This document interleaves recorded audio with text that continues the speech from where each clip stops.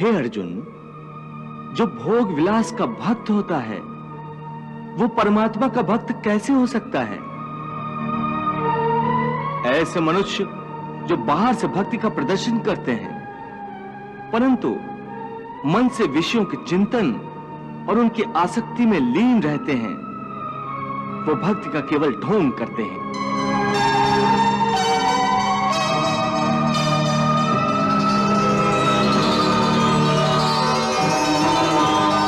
वो योगी नहीं, ढोंगी होते हैं। इन्हें मिथ्याचारी कहते हैं। विषया विनिवर्तन्ते निराहारस्य देहिनः रसवर्जम रसोप्यस्य परम दृष्ट्वा निवर्तते। कर्मेन्द्रियाणि संयम्य य आस्ते मनसा स्मरन् इंद्रियार्थान विमूढ़ात्मा मिथ्याचारः स उच्यते।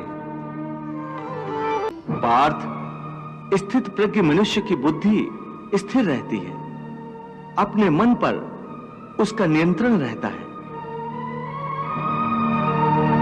स्थित प्रज्ञ को भोग और उपभोगों में रस आसक्ति नहीं होती। वो शुभ अशुभ वस्तुओं की प्राप्ति होने के बाद भी न प्रसन्न होते हैं और न दुखी होते हैं। पार्थ, ऐसे महापुरुषों को पूर्ण विश्वास होता है कि ईश्वर सदा सर्वदा उनके साथ है, इसलिए वो किसी भी परिस्थिति में विचलित नहीं होते। ये कहना आसान है केशव, साधारण मनुष्य के लिए इस मानसिक स्तर पर पहुंचना बहुत कठिन है। इसके लिए सांसारिक मनुष्यों को किसी दैवीय सहायता की आवश्यकता होगी। तुमने ठीक कहा अर्जुन, भगवत कृपा के बिना कोई भी कार्य सिद्ध नहीं हो सकता। इसलिए मनुष्य को अपने पुरुषार्थ के साथ साथ प्रभु की भक्ति का भी आश्रय लेना चाहिए। हे अर्जुन, परमात्मा की भक्ति करने से मन सात्विक हो जाता है और विषयासक्ति पूर्णतः समाप्त हो जाती है। और यदि आसक्ति का नाश नहीं हुआ तो? आसक्ति का नाश नहीं हुआ तो मनुष्य का सर्वनाश हो जाता है। सर्वनाश? हां पार्थ, सर्वनाश।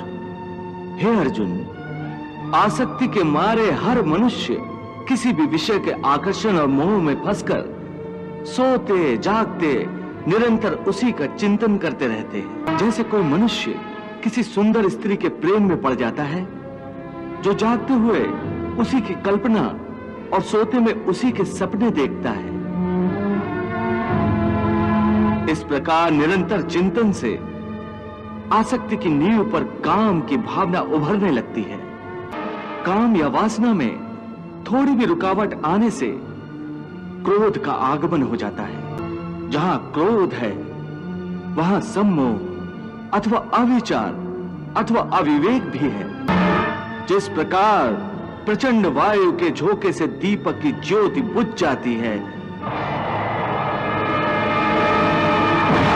उसी प्रकार काम जनित अविवेक की आंधी से मनुष्य की स्मृति नष्ट हो जाती है। और जब स्मृति भ्रंश हो जाता है तब बुद्धिनाश में कितना समय लगता है पार्थ?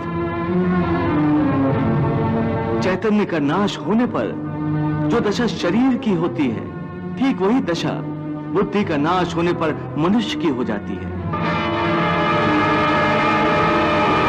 बुद्धिनाश के कारण मनुष्य का भी सर्वनाश होता है।